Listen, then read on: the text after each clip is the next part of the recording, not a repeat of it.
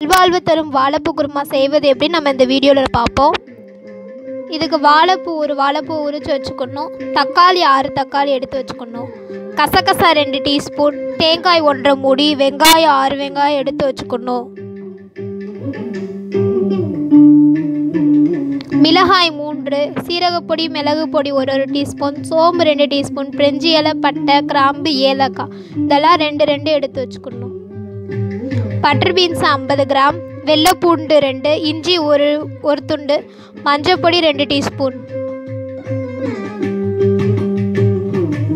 உப்பு தேவையான அளவு, கடலெண்ணெய் 100 மில்லி, கடுகு உளுந்து கருவேப்பிலை தேவையான அளவு எடுத்து வச்சுக்கணும்.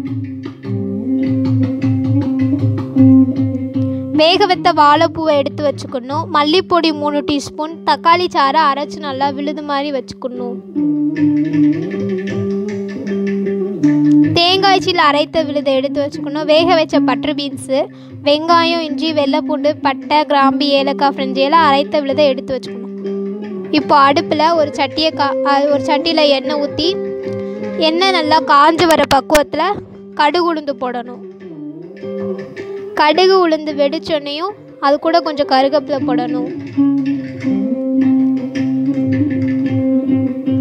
இப்போ அது கூட நம்ம வேக வச்ச பட்டர் பீன்ஸையும் போடணும். இப்போ அதை நம்ம லைட்டாக வதக்கி விட்டுக்கலாம்.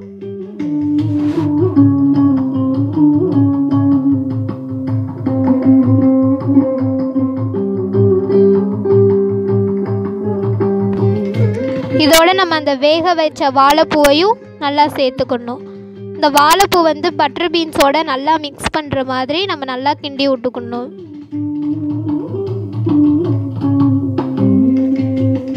இப்போ இதெல்லாம் நல்லா கிண்டி ஒரு பக்குவத்தில் வர்றப்போ இது கூட நம்ம அரைச்சி வச்ச அந்த தக்காளி சாறு விழுதை சேர்க்கணும்.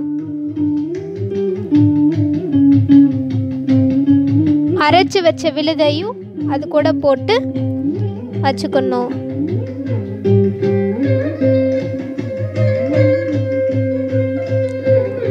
அந்த 2 டீஸ்பூன் சோம்பையும் இதில் சேர்த்துக்கணும்.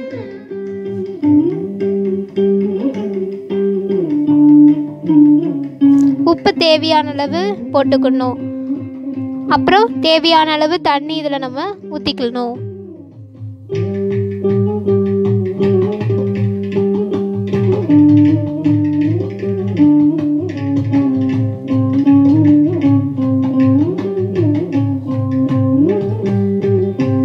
இதெல்லாம் நல்லா நம்ம மிக்ஸ் பண்ணுற மாதிரி நல்லா கிண்டி விட்டுக்கணும்.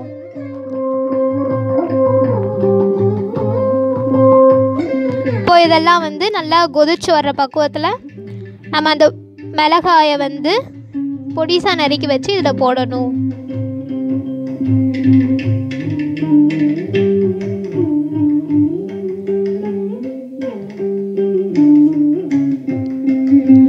அப்புறம் இதில் மல்லிப்பொடி 3 டீஸ்பூன் போடணும். மஞ்சள் பொடி 1 டீஸ்பூன் போட்டுக்கணும். அது கூட நம்ம இந்த அரைச்ச விழுதையும் சேர்த்துக்கலாம். இந்த குழம்புல வாழைப்பூ இருக்கிறனால இது நம்ம உடலுக்கு மிகுந்த சக்தி வாய்ந்தது. இது பெண்களுக்கு ஏற்படும் வயிற்று வலி பிரச்சனையும் சரி செய்யும். இதை சிறியவர்கள் முதல் பெரியவர் வரை அனைவரும் சாப்பிட்டு பயன்பெறுவோமாக. நன்றி. அன்புடன் இறைவனின் கருணை. Please subscribe our channel. Thank you.